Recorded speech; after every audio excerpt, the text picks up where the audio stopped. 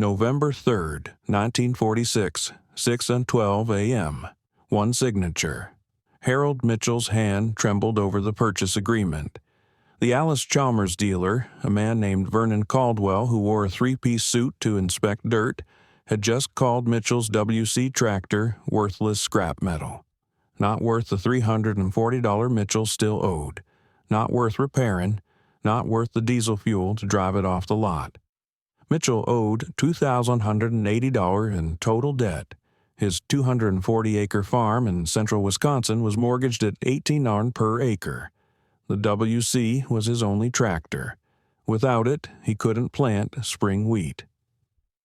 Without spring wheat, the bank would foreclose by August. Caldwell's solution? Trade the worthless WC for a brand new WD-45, only $2,850. Modern engineering, Caldwell said. Your grandfather's tractor versus the future. Mitchell didn't sign. He did something Caldwell called financial suicide. He kept the worthless tractor. What happened next took 27 years to prove Caldwell wrong, and accidentally exposed why 3/4 of Allis-Chalmers dealerships in Wisconsin closed before 1975, while Mitchell's WC kept running. This is the story of one signature Mitchell didn't make. The WC sat in Mitchell's barn with a cracked engine block, not a hairline fracture, a genuine crack running 4 inches along the cylinder wall. Caldwell had inspected it personally. Casting flaw, he'd said, factory defect, happens with these early models, engines compromised. You run this, it'll seize within a week. Then you'll have worthless scrap and no time to plant. Standard procedure. Replace the engine. Cost in 1946, $890 for a rebuilt block plus $120 labor. Mitchell had $74 in his bank account. Caldwell's diagnosis seemed bulletproof. The crack was visible. The engineering was clear. Cracked engine blocks fail. But Caldwell had made 3 assumptions about what Harold Mitchell knew and didn't know. Mitchell had worked at a foundry in Milwaukee from 1938 to 1941 before buying the farm. He'd cast engine blocks for 4 years. He understood metallurgy the way Caldwell understood sales commissions. The crack in Mitchell's WC block wasn't a casting flaw. It was a stress fracture from thermal expansion. Mitchell could see the discoloration pattern, which meant the crack had happened slowly, over time, reaching equilibrium. The metal had already adjusted to the new stress pattern. The crack wouldn't propagate further unless operating conditions changed. You'd think Mitchell would just run the tractor and hope for the best. He didn't. He did something that would make metallurgists argue for the next 30 years about whether it should have worked. He welded the crack, not professionally, not with proper preheating or post-heating protocols. He used a $32 stick welder he'd borrowed from his neighbor. He welded the crack at 2 a.m. in his barn with the engine stone cold, which violates every principle of cast iron welding. The thermal shock should have made the crack worse, should have spiderwebbed across the entire block. It didn't. Mitchell's weld held because of something he'd learned at the foundry that Caldwell had never seen in an engineering manual.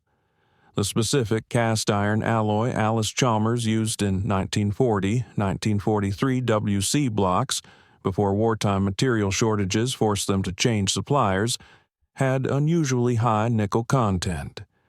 Pure accident of sourcing. That high nickel iron had different thermal expansion properties. It could handle cold welds better than standard cast iron.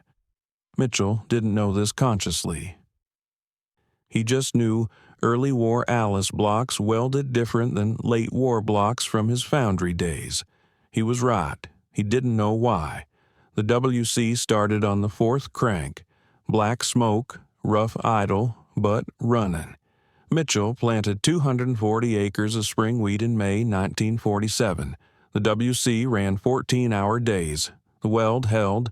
The crack didn't propagate. Caldwell's 1 week until seizure prediction passed. Then 1 month. Then the entire planting season. In July, Caldwell visited Mitchell's farm. "Saw you got a tractor running," he said. "New purchase?" He didn't recognize the WC. Mitchell had repainted it. "That's the worthless scrap," Mitchell said. Caldwell's face did something interesting. Not anger, confusion. The WC shouldn't be running. The mathematics said impossible. Caldwell checked his sales records that evening.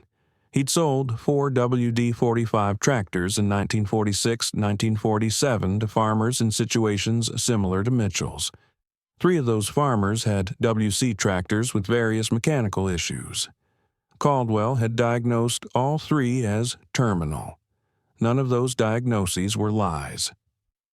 Caldwell believed them. He just didn't have Mitchell's foundry experience. Here's what Caldwell didn't know. Between 1946 and 1949, Allis-Chalmers corporate headquarters received 127 reports of catastrophic engine failures in WD-45 tractors. The WD-45 was supposed to be the modern upgrade. Better engineering.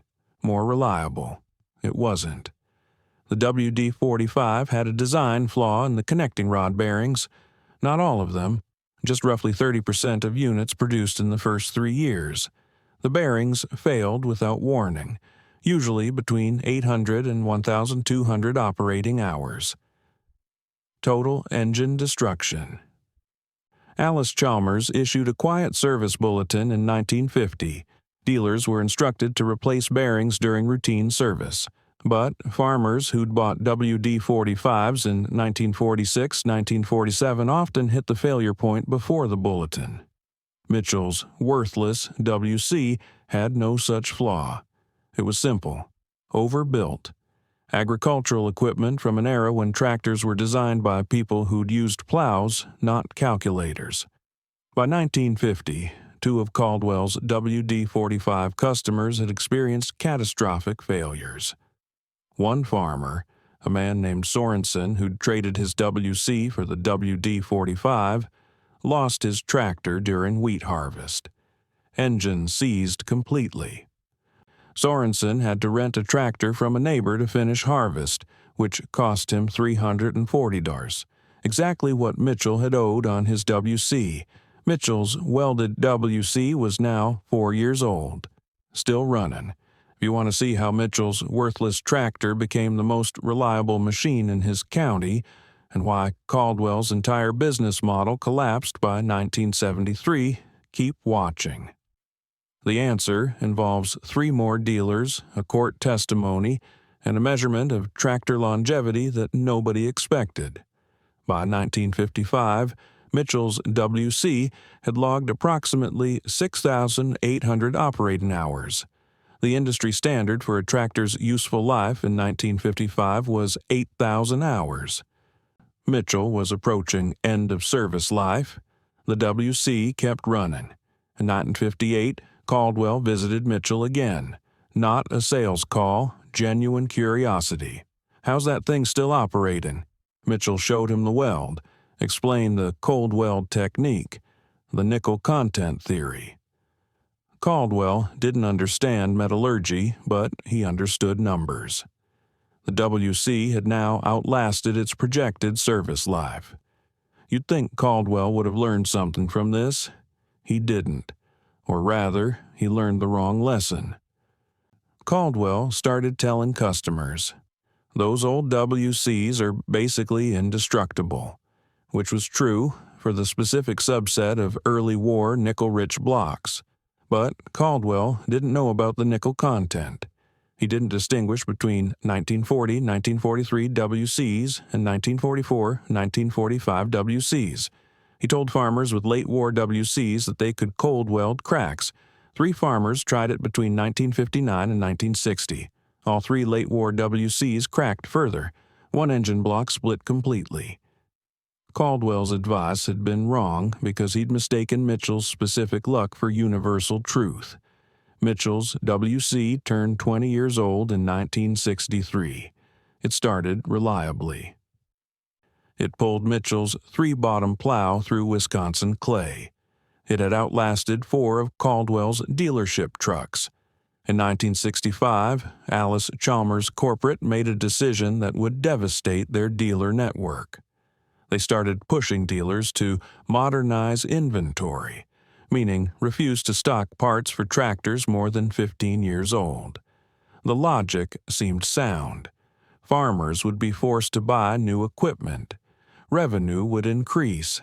It backfired catastrophically. Farmers like Mitchell, farmers with working older equipment, couldn't get parts from Allis-Chalmers dealers anymore. They went to independent mechanics, to salvage yards, to machine shops. The dealers lost the service revenue that had sustained them. Between 1965 and 1973, 47 Allis-Chalmers dealerships in Wisconsin closed, not because the tractors were bad, because the corporate parts policy had severed the relationship between dealers and their existing customer base. Caldwell Farm Equipment closed in October 1973. Caldwell was 61 years old. He'd been in the tractor business for 33 years. Just a decision that the business no longer justified the stress. He sold the property to a John Deere dealer. Mitchell's WC was 27 years old when Caldwell closed. Still running, still started on the 4th crank. Mitchell was 68. He'd never bought another tractor. When Caldwell closed in 1973, he had 14 tractors on his lot, various models. Average age, 4.2 years. These were the modern machines, the reliable upgrades. The John Deere dealer who bought the property evaluated the inventory. 8 of the 14 Allis-Chalmers tractors had mechanical issues requiring repair before resale. 3 had the connecting rod bearing problem. 2 had transmission failures. Others had steering, electrical, and clutch failures. Repair cost, $3,140 total. The dealer declined. He sold all 14 tractors as is to an auction house. Total sale price, $6,200, an average of $440 per tractor. Mitchell's worthless WC, the tractor Caldwell had valued at $0 in 1946, was worth approximately $800 in 1973, according to vintage tractor collectors. Not as a working machine, as a collectible. Early war WCs with original engine blocks were becoming rare, but Mitchell didn't sell. He kept farming until 1978. The WC lasted 32 years of active service. Mitchell's grandson inherited the farm and the tractor. He used the WC occasionally until 1991, when he finally retired it. Not because it failed, because parts were genuinely unavailable. The WC sat in a shed for 18 years. In 2009, Mitchell's great-grandson, a man named David who'd never met Harold, found the WC during a state cleanup. David researched the serial number. He discovered it was an early war model, high nickel block. He noticed the weld. David contacted a vintage tractor restoration specialist. The specialist examined the weld. "This is a textbook example of why you shouldn't cold weld cast iron," he said, except it worked. He explained the nickel content theory. The weld had created a microstructure that was actually stronger than the surrounding metal. The specialist offered David $4,200 for the WC as is. David declined. He restored it instead. Cost $2,800 in parts and labor. The WC runs today. It starts on the 4th crank, same as it did in 1947. Vernon Caldwell died in 1984. He never knew that Mitchell's WC outlasted his entire dealership. Never knew that the tractor he'd called worthless in 1946 would still be running in 2025. Never knew that his business model, constant upgrades, planned obsolescence, skepticism toward older equipment, was exactly backward for the agricultural reality of small family farms. Caldwell wasn't a villain. He was a salesman who believed what manufacturers told him. He genuinely thought he was helping farmers. He just didn't have Harold Mitchell's foundry experience. Didn't understand that sometimes the old solution is the right solution. Today, there are approximately 240 Allis-Chalmers WC tractors still in operation across North America. Most are collector pieces, but 18 are still used for active farm work. Mitchell's WC is one of them. David uses it twice a year for small field tasks on the original Mitchell property. The weld is still visible, a thick bead of metal running 4 inches along the cylinder wall. Amateur work by professional standards, perfect by functional standards. If this story reminded you why we preserve agricultural history, not just the machines but the farmers who trusted their judgment over expert opinions, hit that like button. Subscribe if you haven't already. We're documenting forgotten stories from the era when farmers fixed things themselves because dealers said they couldn't be fixed. Drop a comment. Have you ever kept equipment running that experts called worthless? Where are you watching from? Thank you for making sure Harold Mitchell's signature, the one he didn't make, doesn't disappear into history.